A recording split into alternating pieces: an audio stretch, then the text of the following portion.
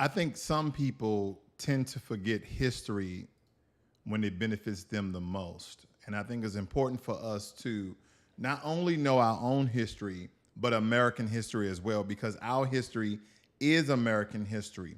So I think it's prevalent that we also look at different different groups within America that has benefited from the struggle, the blood, sweat, and tears, the marching, all those things that our black American forefathers and ancestors have done, not just for our people, for other people as well. Let's remember the time. The Supreme Court landmark decision on Thursday to gut affirmative action has made it unlawful for colleges to take race into consideration as a specific factor in admissions. And so to put this in purview, I just want to point out that in the 1800s and as well as the early 1900s, Asians were not accepted in America.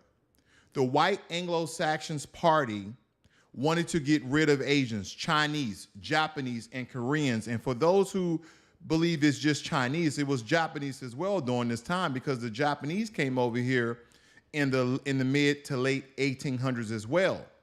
It states here, the United States of America was known as the first generation. A group of colonists arrived in California from Japan as early as 1869, and by the mid-1800s, the first major influx of immigrants were recorded as Japanese laborers began working in Hawaii. And also during that time, in the early 1900s, working in Hawaii was also Koreans as well. So a lot of the discriminations and bias that Asian so-called Americans at that time, because they was not granted citizenship, so Asian immigrants at the time were not widely accepted by the working class of the white American society, okay? So they came out with the Chinese Exclusion Act. And a lot of within this Exclusion Act had a lot of details to prevent Asians to work, because they called everyone Chinese. They called the Japanese Chinese, they called the Koreans Chinese. And we have to understand that the Chinese Exclusion Act was a response to growing anti-Asian sentiment and xenophobia, because particularly in the Western states, because they mostly went to Hawaii, Washington, as well, majorly in California. The Chinese immigrants, as well as Asian immigrants, have been arriving in significant numbers because of the warring and all the gangs that they had in Asian countries. And they came here mainly to work in industry like mining, agriculture, and railroad construction. Many Asian Americans fear for their life from their homeland, so they came here for opportunity, seek asylum, X, Y, and Z. We know the story. We have that same issues here today in America. But many Americans feared that the Asian laborers would take away jobs from the native-born so-called murderers, killers, the colonizers, and depress wages, as they did, because they were taking jobs for a much lesser price than the Irish, than the Scottish, than the Anglo-Saxons, right? This particular act, the Asian Exclusion Act, I know it say Chinese, but they meant all Asians. The act prohibited Chinese laborers from entering the country for 10 years and also prevented Asian immigrants that were already in the United States from becoming naturalized citizens, right? They prevented them becoming citizens. It was later expanded through other legislation acts such as the Gary Act of 1892, as well as the Chinese Exclusion Repeal Act of 1943, because the Asian Exclusion Act had a profound impact on Chinese communities in the United States, okay? Asian communities within the United States. Families were separated for years due to restriction on immigration, and Asian immigrants faced discrimination and harsh living conditions. Does it sound like a group of people that you know that were already here prior to the Asians arriving? Yes, foundational Black Americans, the descendants of the slaves. Now, despite these challenges, the Asian communities preserved, creating strong networks and support systems within their communities, as well as with Black communities. They were coming to Black communities to ask them, how are you guys surviving during this time? They're killing our people. They're destroying our businesses. They're destroying our Asian towns and Chinatowns and Japan towns. Because this particular act had broader implications for U.S. immigration policy. It set a precedent for subsequent restrictive immigration laws and policies, particularly those targeting specific ethnic groups like Black and Asians, because the Chinese Exclusion Act ultimately revealed the darker side of American history that Black people have been trying to tell people for years, because it reflected a period of exclusion, racism, and fear towards immigrants. And that's what we need to understand here. There's a lot of history to be told here, family, and the people are not showing the true history of their roots in America. But during this time, because it benefits certain people the most, this is what we are receiving now.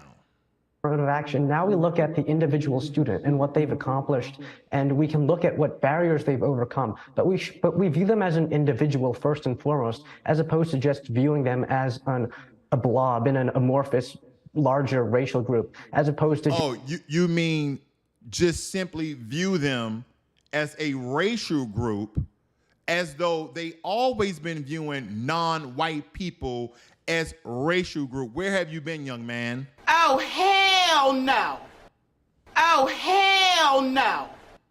Just under this new system, we get to view students for who they are as individuals. And I think that's a much better way to go forward on this topic.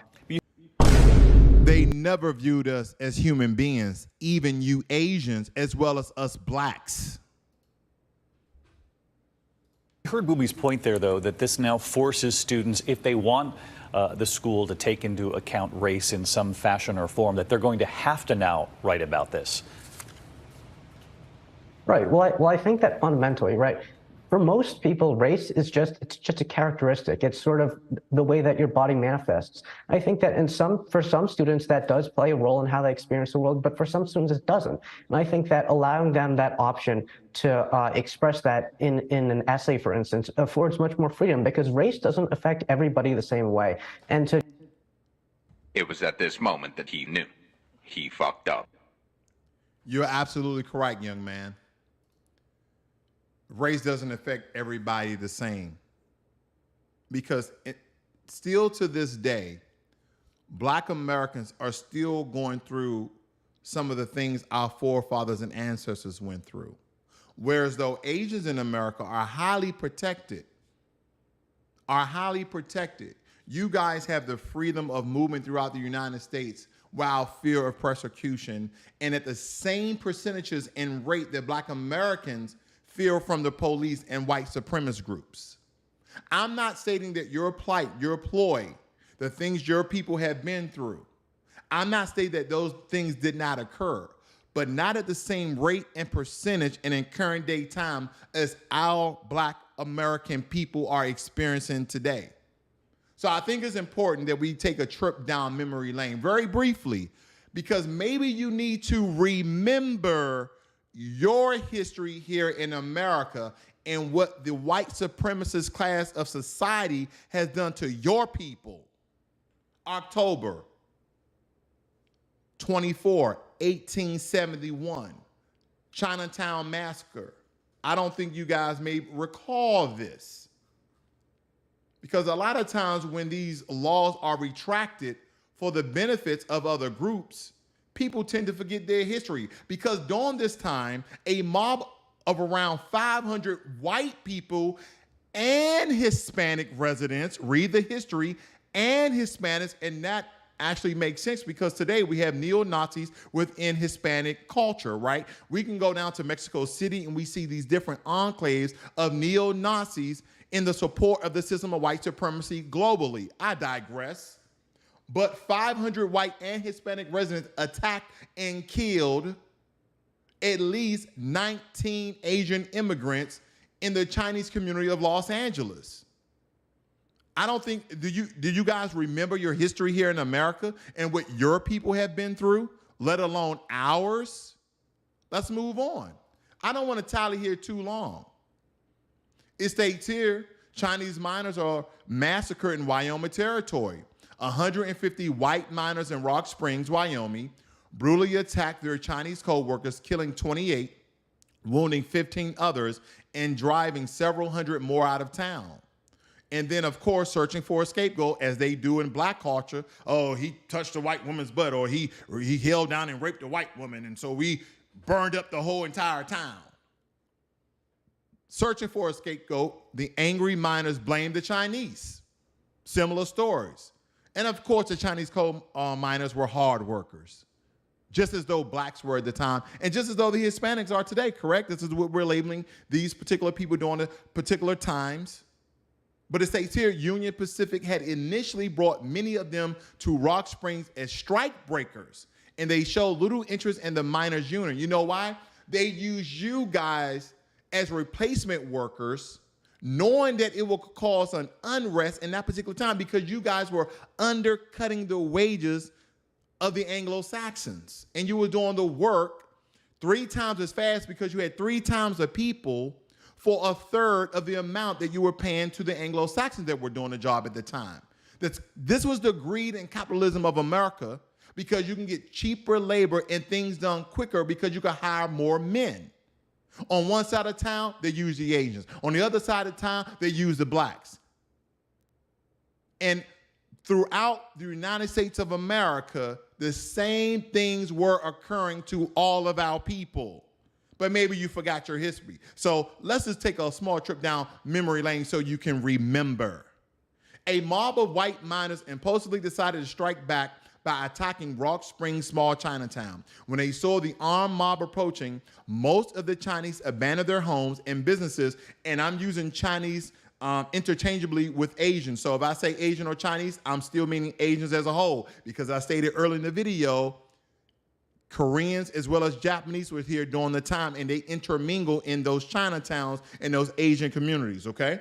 Now, Chinese abandoned their homes and businesses and fled for the hills, but those who failed to escape in time were brutally beaten and murdered.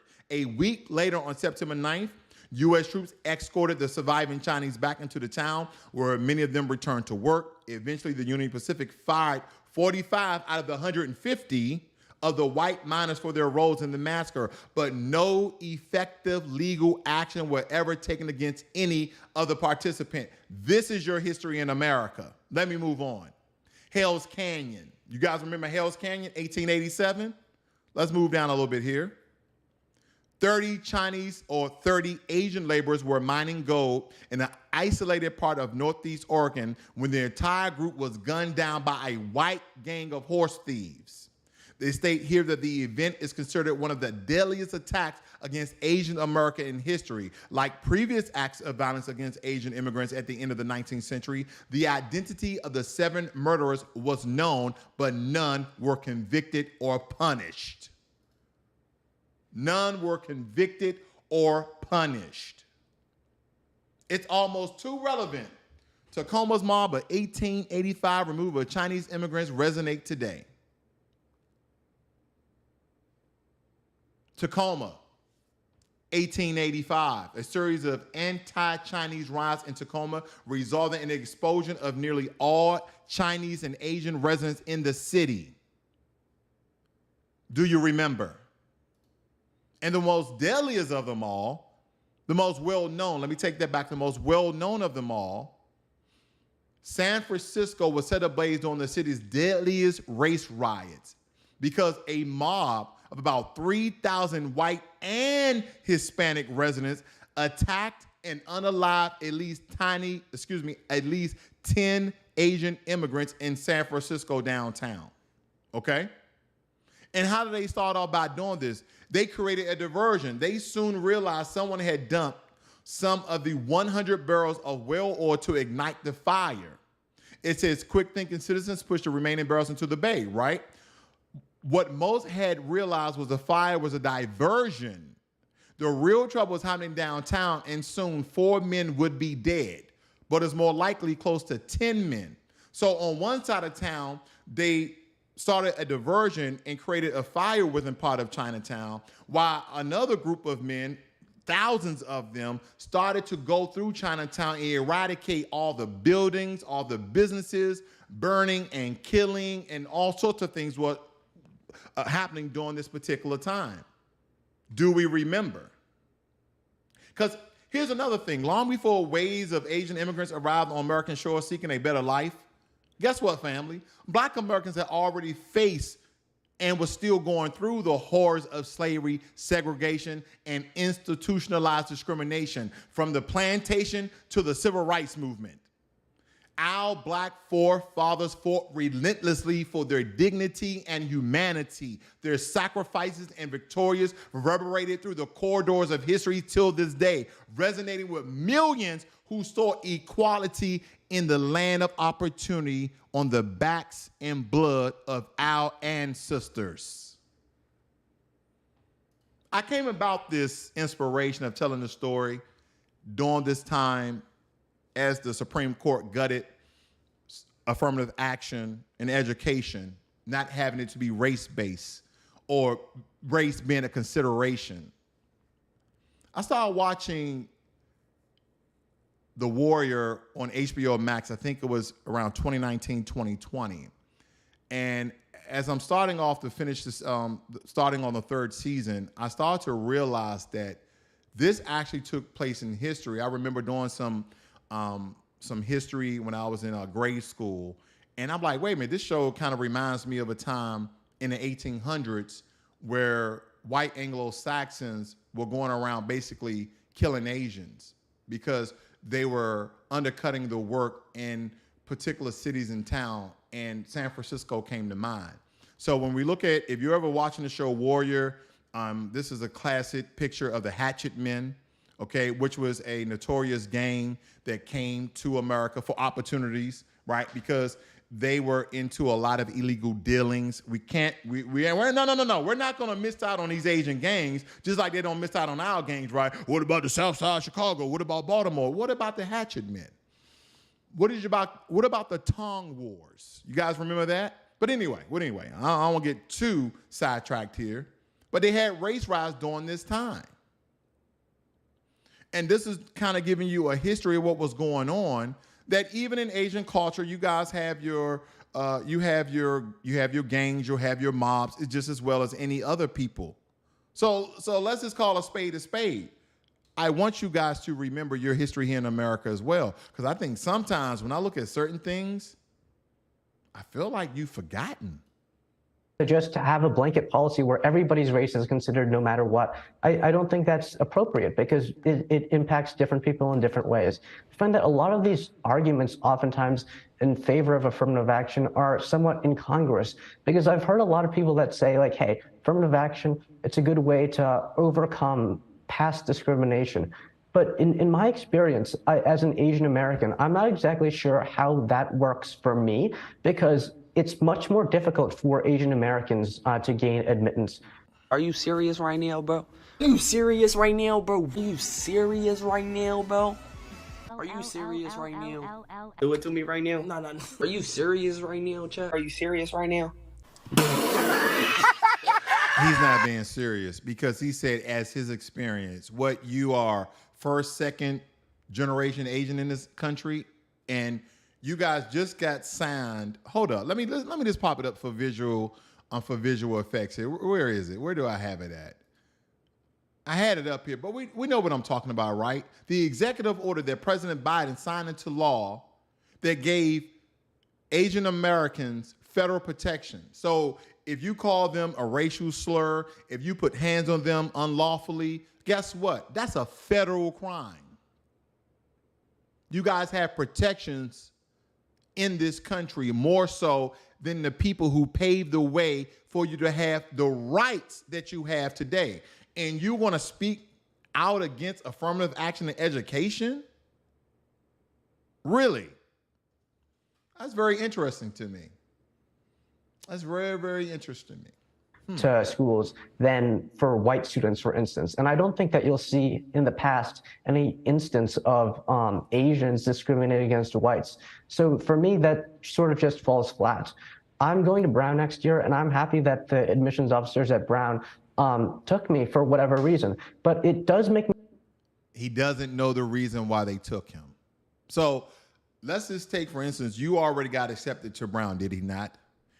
Do you believe that Brown considered your race when you filled out your application and you checked Asian? I'm pretty sure Brown did. No one is taken away from your scholastic or intellectual, the achievements you made in academics. No one's taken away from that. But believe me, they have demographics, even in the military. Let me tell you something, family. Even in the military, the mass majority of military members are white Anglo-Saxons.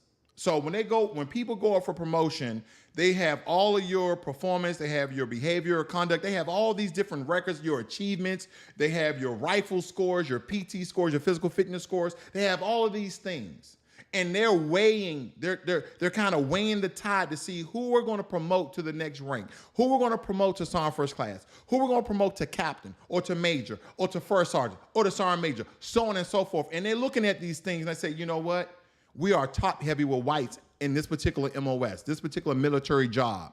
We don't have any Asians. We don't have any blacks. We don't have any Hispanics. So we probably need to promote. We got 10 spots. We probably need to promote. He's recommended. All right. He's a black guy. Okay. Black female. We're going to recommend those two. This is how they go through these things. It doesn't mean that these people are not qualified, but because the majority of the military, the majority of the population of the military are white, guess who they can promote all these other demographics? White people. White people. But they had to take demographics because of the laws and regulations that Black American forefathers fought for us to have. And that is what people are forgetting. Remember your massacres in America and the group of people who helped and supported you out. Because a lot of these Asian communities during that time were built and created next to or in the midst of or in the region of Black communities. And even to this day, when they started to have a high immigration rate of Vietnamese, Cambodia, Koreans, so on and so forth, where do they drop these Asians off at? In the Black community. What's going on today to undermine Black communities? They're taking illegal immigrants from the border of Mexico by the way of South America and Central America, and they're dropping them off in predominantly Black areas, in predominantly Black cities. This is nothing new to Black Americans. So when I hear a young Asian American male tell he doesn't understand why affirmative action was ever considered, then I know he doesn't know his people history in this country. Let me just back it up a little bit, because maybe you didn't hear everything that this young man had to say. I really need to listen again. For Asian Americans to gain admittance to schools than for white students, for instance. And I don't think that you'll see in the past any instance of Asians discriminating against whites. So for me, that sort of just falls flat. I'm going to Brown next year. Now, one of the major reasons, and I hear this a lot, is that, other minorities don't take out violence against the dominant society. It's because we are small in numbers.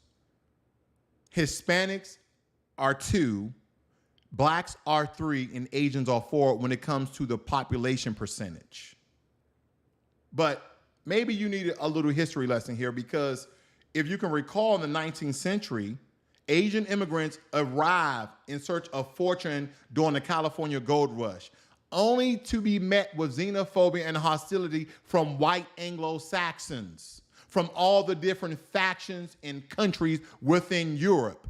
Because at a time, the Scottish, the Irishmen, the non-British folk were considered the working class and the dogs of the white American society.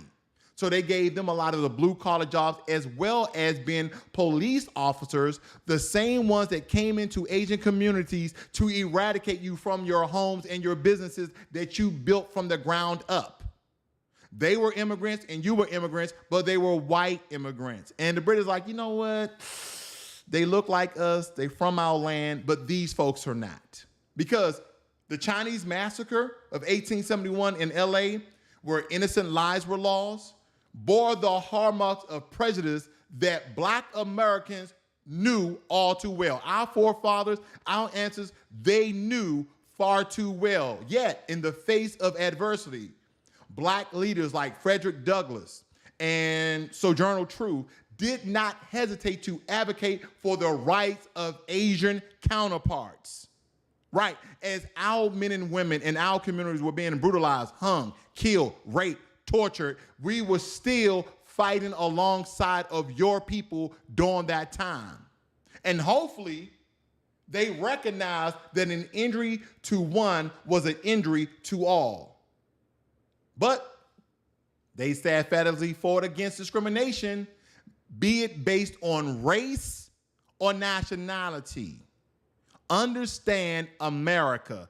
Understand the history of America. Understand the hatred of America. Because as Asian immigrants venture into the U.S., they encounter a complex and racial landscape that was already bedded by the white supremacists against black folk. Because think about it, the Page Act of 1875 and the Chinese Exclusion Act of 1882 restricted the entry, echoing the echoes of black exclusion from society and the privileges that we were not granted. Even though we were an immigrant, we are the group that build the country. Before Asian Americans came to America to assist black folk in building the railroad, we had already built a railroad system in North Carolina. Look it up. Yeah, the struggles were intertwined between the two people during that time, and the notion of solidarity transcended borders during that time. So in order for you to speak out against affirmative action in education, maybe you need to take a history lesson in America of your own people. Because you may see the mid-20th century marked a turning point for both black Americans and Asian American communities. You know why? The Civil Rights Movement, led by courageous fighters like MLK, Rosa Parks. See, they challenged the nation to confront its prejudice head on. And this particular fight for justice ignited a spark in the hearts of who? Asian immigrants at the time, inspiring them to assert their rights and carve a place for themselves in the American history story alongside black Americans.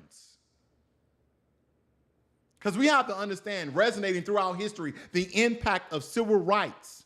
And the civil rights movement stretched beyond its era, empowering Asian Americans with black Americans in the battles for equality. Because you had figures like, and I may butcher some of these guys' names, I'm trying to recall from, what's the guy named? Yuri Kachamoa. I forgot his particular name, but I think it was Yuri. He stood shoulder to shoulder with Malcolm X. A lot of people didn't even know that. In Dalap Singh Som, the first Asian American congressperson, they were united by the belief that change only can come through collective action. We believe that we were stronger together. And I'm trying to start this black American with Asians. No, I'm pointing out history for you to remember.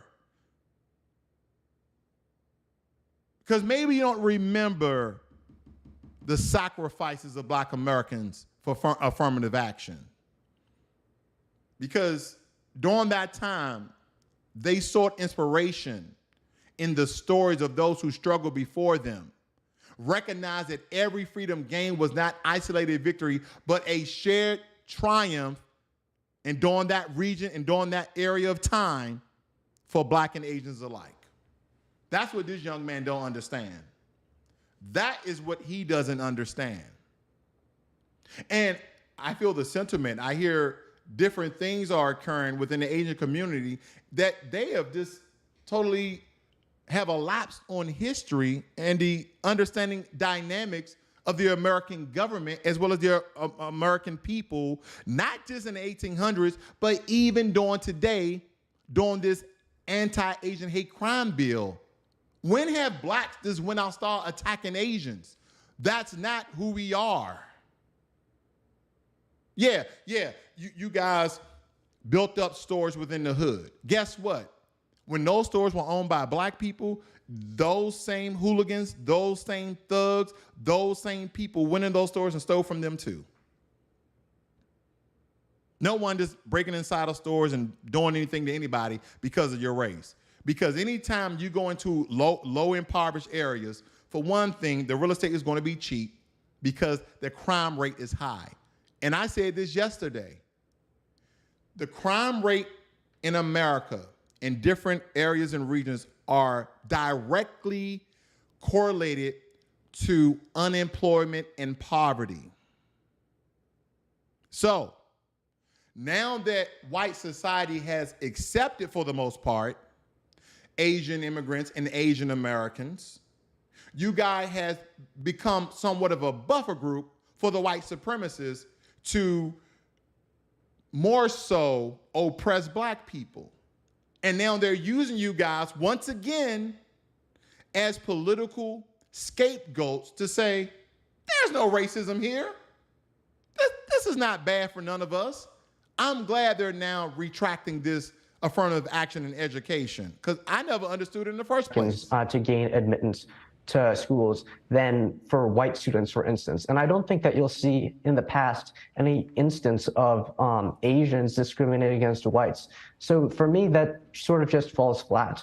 I'm going to Brown next year, and I'm happy that the admissions officers at Brown took me for whatever reason. But it does make me feel a little bit uncomfortable knowing that in that admissions office, when they were deciding whether they were going to accept me, reject me, that they might have been considering my race, because I think that that's not something that I can control or that anyone can control. And I think that it's unfair to judge someone based on that when there are really so many better ways to judge students based on their character, based on their accomplishments.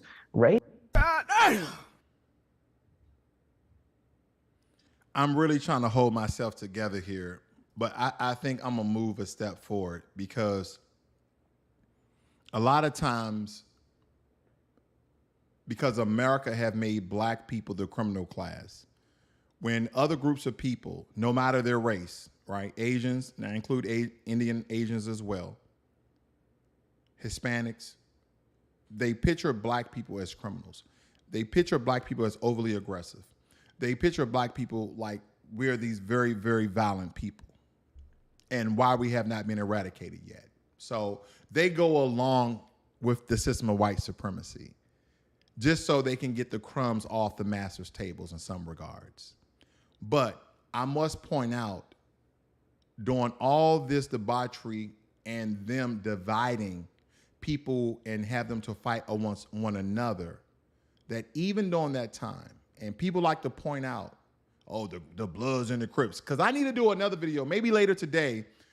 I just saw an interview between Candace Owens and what's the guy who's running for president, Cornel West.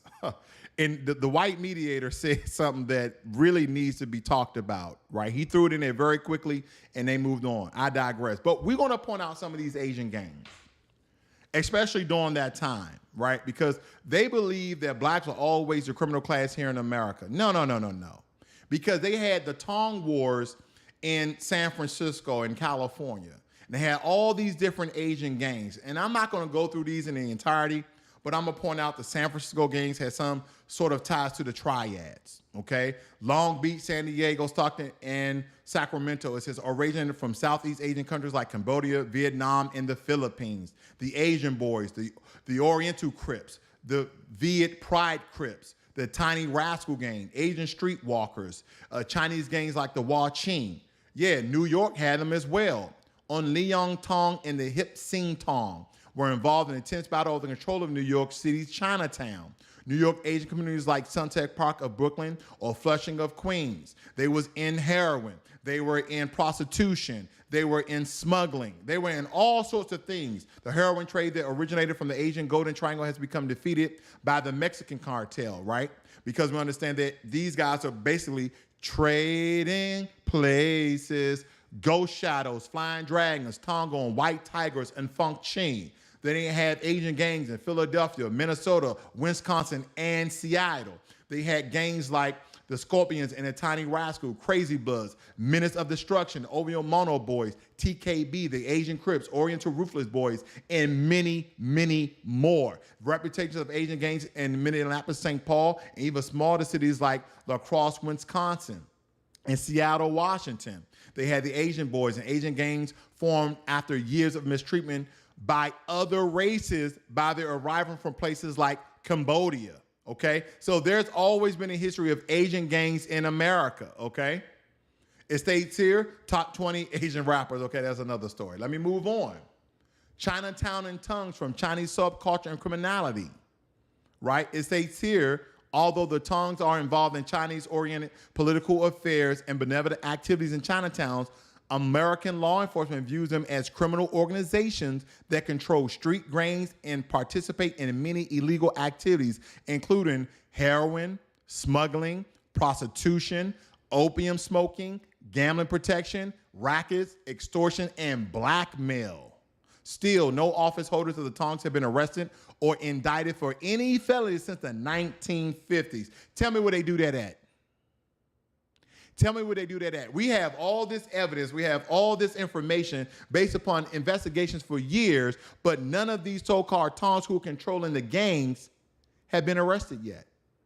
Because they have layers upon layers of protection, just as though they do in white culture, right? You'll never really find the top mastermind of it all because they have layers of protection. They have a middleman for a middleman for a middleman. You'll never really find the real person. The real people hang themselves in jail. Hang themselves in jail, right? It states here the most powerful tongue groups on the East Coast are the Chung King Tong and the Leon Merchant Associates and the Hip Sing Association. One aspect of tongue culture that has received much attention is the power struggles known as tongue wars. These wars are generally perpetrated by younger tongue members affiliated with street gangs. Because around America, and we have some professional athletes who got caught up, and the owner of the New England Patriots get caught up in these prostitution's ring in these massage parlors. Who do you think's funding those projects? To this day. So don't tell me about black on black crime. Don't tell me about the debauchery in black neighborhoods. Let's talk about the organized crimes within the Asian community as well. Since we can't be friends, since we have to go to war intellectually, since we can't help each other out, since you're taking the crumbs from the master's table and you're happy with that, then I guess we'll just reveal the truth. I just recall some of the history that may have been forgotten. Or maybe we'll just talk about current today. And don't get me wrong, I'm not speaking about every Asian. Because believe it or not, within the Asian community, whether it be Koreans, Japanese, Chinese, Vietnamese, Cambodian, Philippines, so on and so forth, we do have allies within Asian communities, believe it or not.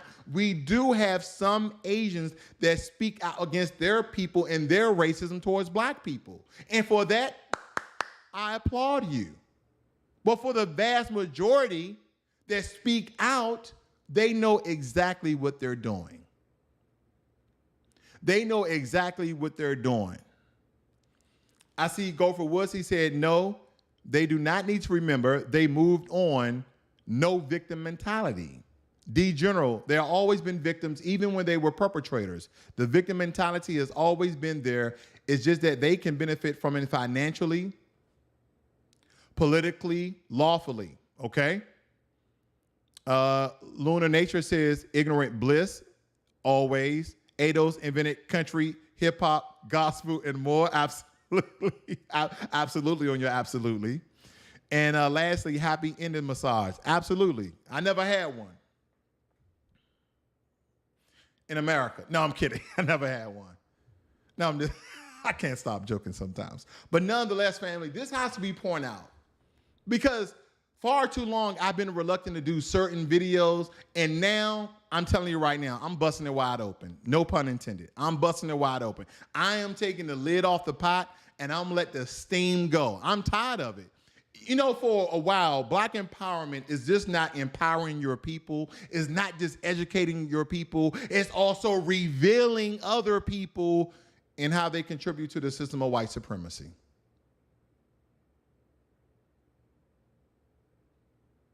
How they contribute to the system of white supremacy. This is a very, very important for our people to understand the dynamics. And hopefully, not just Asian people are listening and hearing this, but also white people. Because throughout the different sects, we have whites, Asians, and Hispanics, not many, few of them are allies with Black Americans in understanding how today's prejudice, racial discrimination, bias, and struggles intend to call out their own people as well as the system of white supremacy. So I'm not referring to you folk, but I'm referring to the folk that speak out against Black Americans. I'm referring to the folk that keep their head down and don't want to say nothing because you guys are contributing to the system of white supremacy and the oppression of Black Americans, the descendants of the slaves, those freedmen and foundationals. That is what you're doing. So if you can't remember your history, hopefully you can now.